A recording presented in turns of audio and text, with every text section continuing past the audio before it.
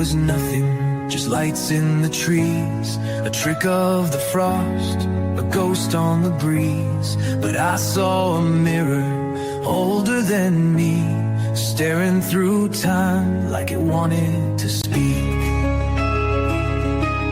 The forest went silent, the world held its breath. Something was watching beyond life and death. We stepped through the green, boots breaking the seal, not chasing a light, but something too real. I came back with salt on my skin, my mind split wide where the storm got in. They call it a test, but I know the deal. History blinks beneath the green veil. Yeah. And good evening, everyone. Welcome to Chapter 5 of The Green Veil, Double Blind. I'm here with, of course, John Burrows. John, how are you? Good. So I can't wait to see this one after seeing the first four. And incredibly, John, it's almost a quarter done already. We're up to Chapter 5 now. Yep. So it's getting more intense as it goes, as we move forward. The signal splice really went into more specific details about, I will say, really with the experiences that you had. Now, would you say, before we air Chapter 5, would you say a lot of the things that are depicted in this series are actual events that you experienced personally? Well, how do I want to word this? It's kind of like you can go on this timeline, all right? The hearings and stuff actually may be going to happen. And that doesn't mean I'm saying I'm going to be directly involved, but the person that's running the hearings right now is talking about starting to subpoena certain people in, and most likely it'll go behind closed doors. I'm not convinced they'll do it publicly, but they'll at least announce they're looking into this. So the data that I'm presenting is real. The technology I'm presenting is real. I was involved in experiencing this technology. Project Condign is real.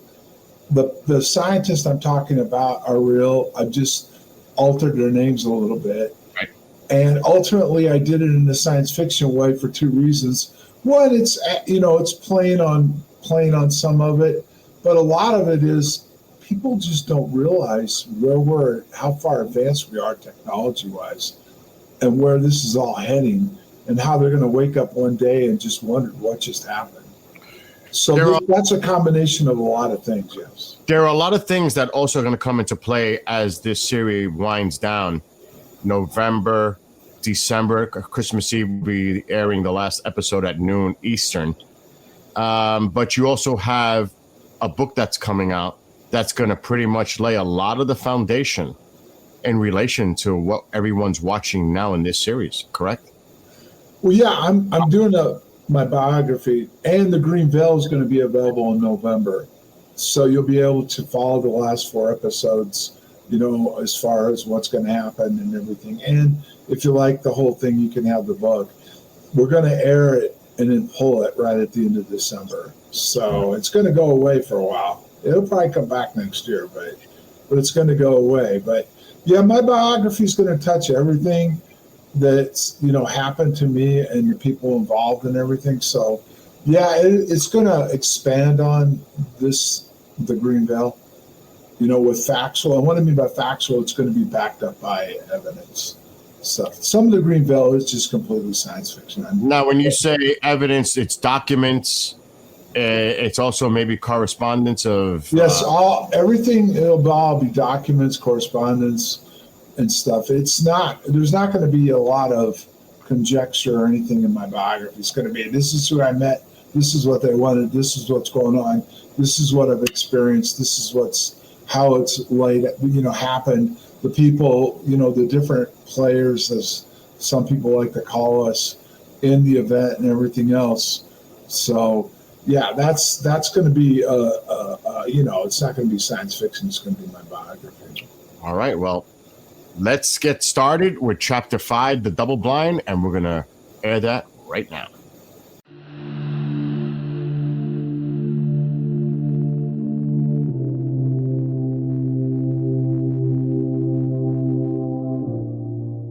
Previously. The forest wasn't the only thing holding secrets. Dr. Elias Voss, called before Congress for the first time in 4 decades, confirmed what many feared, but few dared speak aloud. Rendlesham wasn't an isolated event. It was the opening move in a long, calculated operation, one designed to test the boundaries between perception and reality.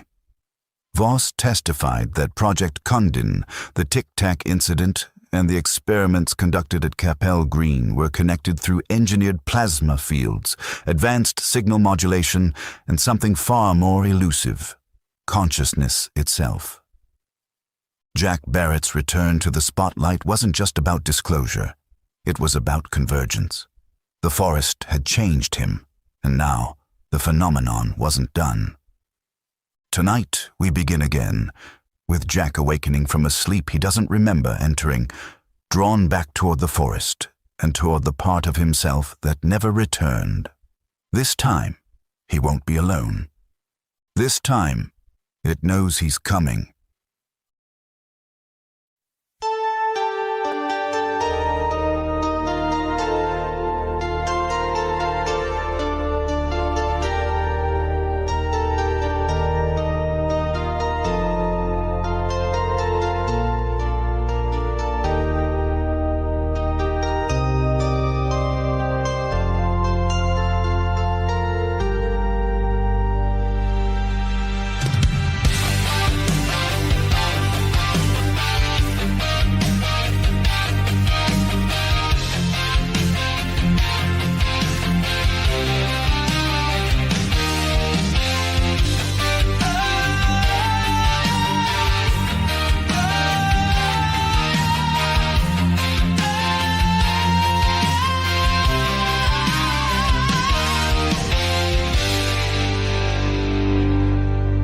Silence between dreams and dawn, where shadows speak and time is drawn.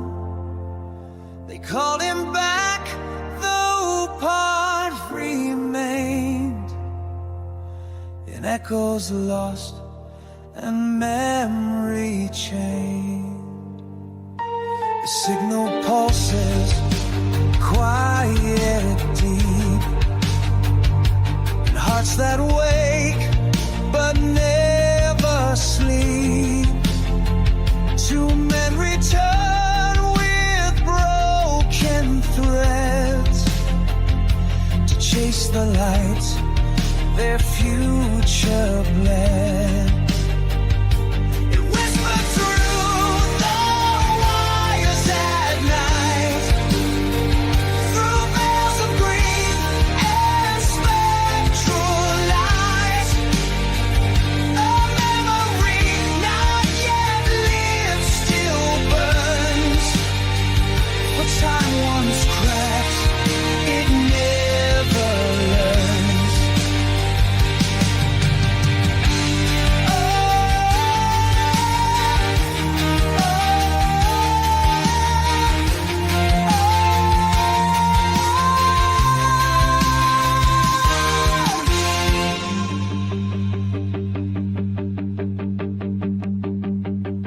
The countdown hides in static air.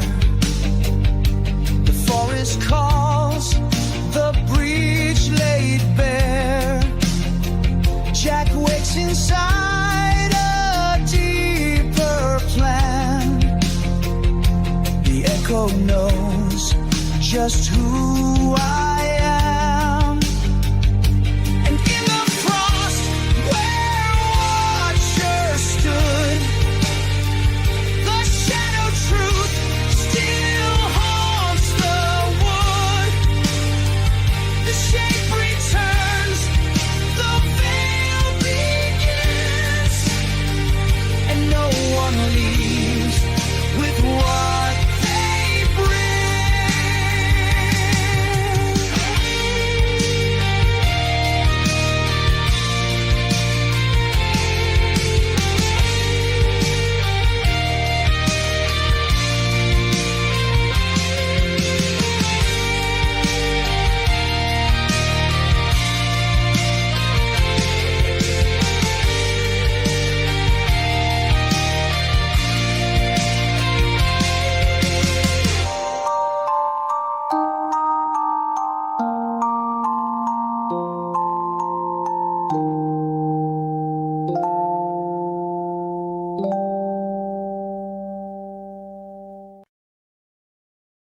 December 27th, 1980, RAF Woodbridge.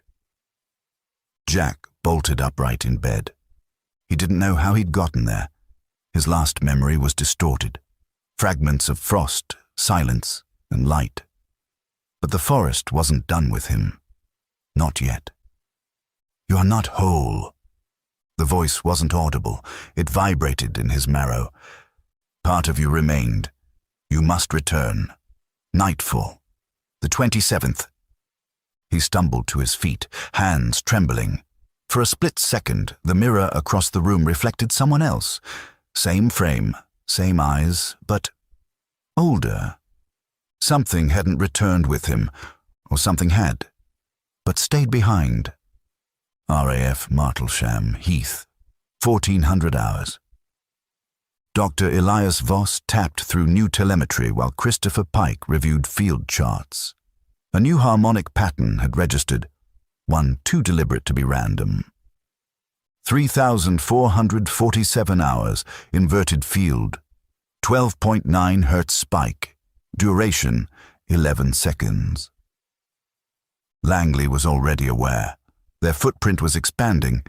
Pike wasn't just observing Jack, he was embedded due to what happened the night of December the 26th. After that encounter, Jack's memory had been chemically suppressed by order of a special access program, and Pike, whose plasma field research intersected with the anomaly's energy signature, was assigned to track his neurological evolution. Jack's memory wasn't damaged. It was being restructured. Pike was one of the few who had seen the early modeling. He understood the phenomenon didn't erase. It embedded. Intel report. Echo frame cover. Briefing. Meanwhile, the Soviets had deployed a frog team to intercept debris from Novasat, a classified Zenit-based spy satellite rumored to carry plasma field sensors and exotic EM propagation testbeds. Voss knew this wasn't coincidence. The satellite's re-entry path intersected the anomaly field, Capel Green. They needed a cover story. Fast. Voss, Pike, and CIA analyst Christopher Hunter Green coordinated with Langley to position a psychological monitoring team on base. The wing commander was briefed. Anomalous activity was expected. His role was simple: dispatch a routine investigation team when the lights appeared. The commander had been informed of the frog team's proximity, the need to misdirect recovery operations, and the involvement of high-tier surveillance systems. He wasn't happy, but he agreed. December 27th, OSI interrogation room. Sergeant B sat across from two intelligence officers. His eyes were bloodshot but sharp. Described the moment the lights appeared.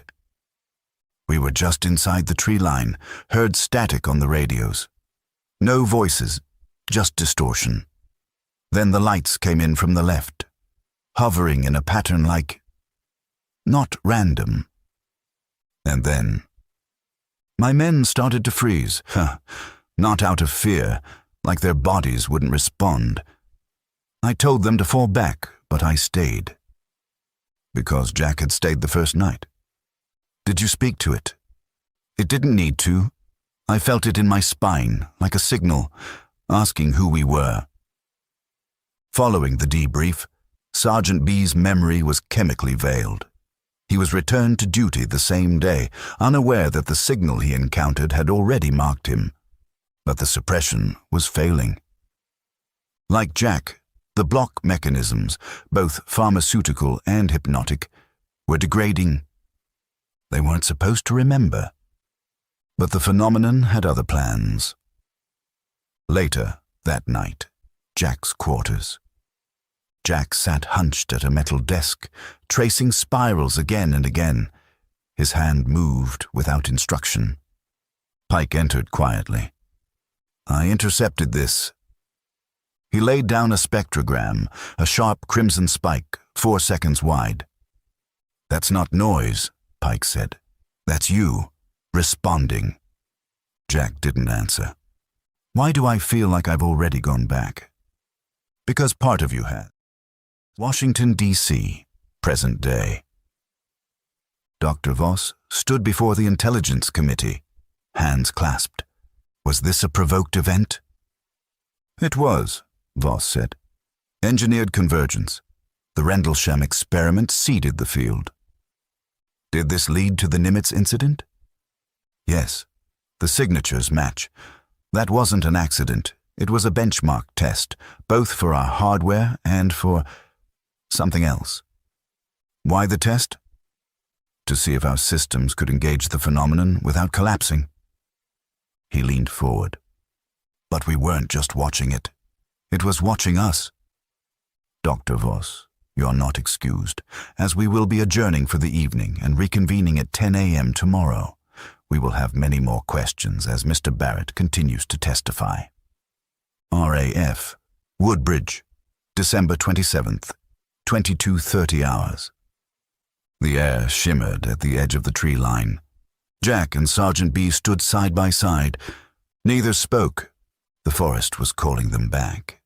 And this time, it wasn't just for observation. The signals were no longer silent. Jack and Sergeant B had entered the forest changed men, touched not just by light, but by intent. The phenomenon hadn't simply returned, it had evolved. Their memories, once chemically veiled and buried beneath layers of psychological interference, were beginning to slip free. Each flash of recognition, each pulse of harmonic resonance carried the weight of a larger truth. The phenomenon wasn't just observing, it was orchestrating. Behind every shadowed corridor at Langley, behind every redacted memo and closed-door testimony, the same question was starting to whisper its way into every agency involved. Who sent the signal, and what is it waiting for? The countdown had already begun.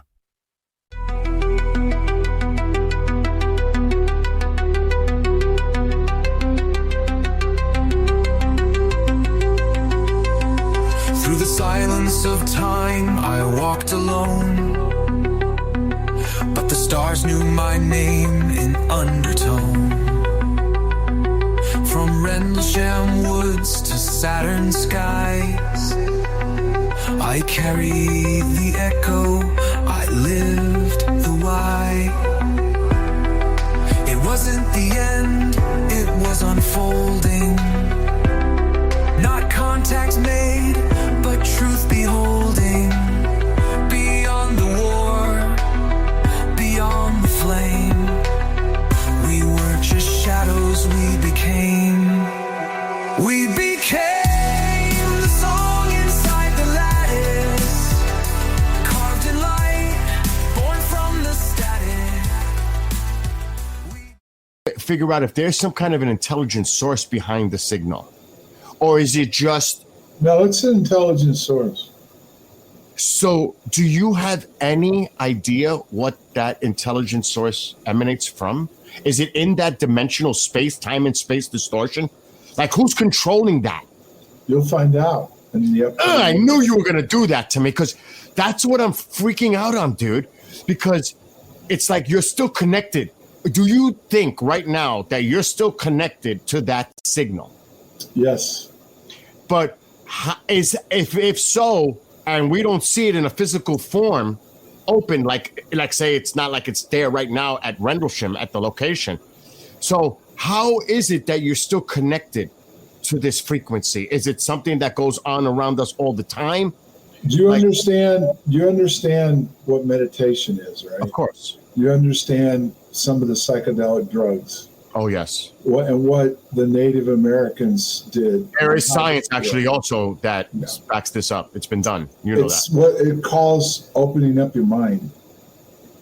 That's what the real, when I say real, the people that I've had in interaction with the scientists and stuff are all looking at. And they're looking at the mind itself, how it's being so underutilized, what the capabilities of it are, you know, both out in and outside of the human body, how it can be utilized in weaponization.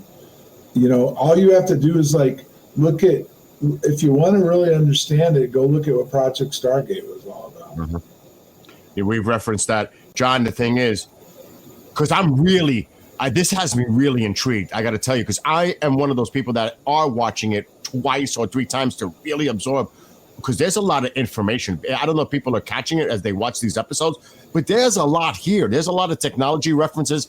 There's a lot of references, like you said, to consciousness and frequencies and time and space distortion.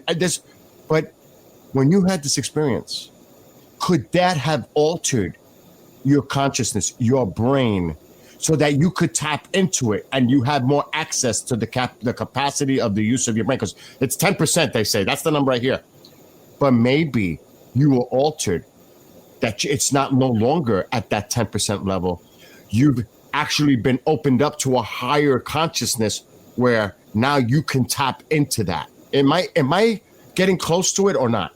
That is very possible. That's what Nolan and Green, two scientists that were looking at this, were trying to understand. Did the people that have had an interaction with the phenomenon already have the capabilities prior to the phenomenon interaction, or was it already there and that's what attracted the phenomenon to them? They unlocked it. I'm telling you, John, I can't wait. And I know you're not going to give me any teasers or spoilers. I was hoping I could sneak it under the table and you would slip, but you're obviously not.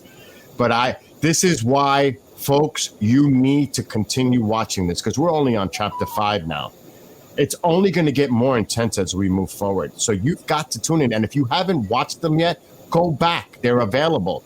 Well, what I will say, Bill, is soon we're going to be leaving the inside chambers of Congress and going out and actually being involved in what really happened in the past and what's going to happen in the future. Oh, stop it. Stop. Anyway, folks, I hope you enjoyed Chapter 5. Make sure also to tune in every Saturday at 8 p.m. Eastern live, when John and we'll be joined by special guest co-hosts, Commander Cobra, Chris DePerno, possibly Dan Carlson. And we'll get as many people here to give feedback. And also, when we're live, provide questions in the chat. Post your questions. We'll get them up on the screen, and we'll ask John if it's addressed to John or myself. And let's make this an interactive experience for everyone. And also, make sure to check out the great music that's associated with this. Offhand, do you remember Keith's website, John? No, I don't. Well, we'll provide that information, and it's in the credits at the end of Chapter 5 in every episode, so you'll see it there. Go back, and you'll see where you can get further information about this. Anyway, so for John and we'll see you next Thursday, 5:30 p.m. Eastern, for another episode. So make sure you tune in, and if you haven't, make sure you catch up, because it's only going to get way better from this point on. If you think it's intense now, you're going to have to keep tuning in, because I can't wait to see what's coming next. So, John, have a great night. We'll see you next week. And for everybody, have a great night, and I hope you enjoy it. Till then, we're out of here.